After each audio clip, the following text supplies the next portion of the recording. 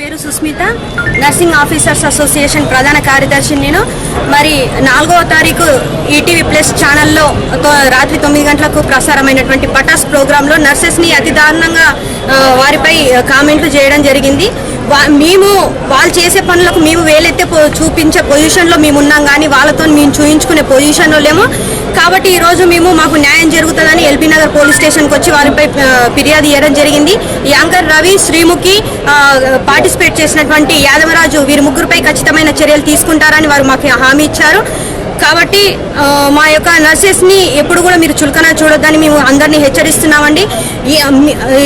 ఎవరైతే పార్టిసిపేట్ చేసిరో ఆ యొక్క ప్రోగ్రాంలో ఉన్నారో వాళ్ళ తండ్రికి కానీ, తల్లికి కానీ, చెల్లికి కానీ, అక్కకి కానీ మరి అయితే నా కొడుకులు ఏ రోజు కూడా మరి పటాస్ ప్రోగ్రాంలో చేసినటువంటి కామెంట్లకు మేము ఈరోజు అడగాల్సి వస్తుందండి.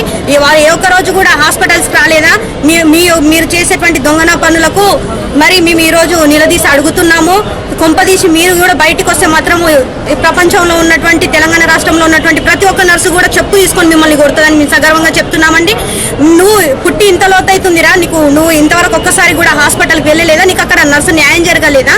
మరి నర్సెసే కరెక్ట్ లేకపోతే మరి ఈరోజు మానవ జాతిలో నివసిస్తున్నటువంటి ప్రతి ఒక్క మనిషికి కూడా ఏ విధమైన సపోర్ట్ లేదు. మేముంటే పేషెంట్లకు ఒక భరోసాని మేము ఈరోజు సగర్వంగా చెప్తున్నాం. కానీ ఇటువంటి దొంగన పనులు చేసి దొంగన కామెంట్లు పెట్టినటువంటి మిమ్మల్ని చెప్పు తీసుకొని కొడతామని బహిరంగంగా మిమ్మల్ని హెచ్చరిస్తున్నామండి.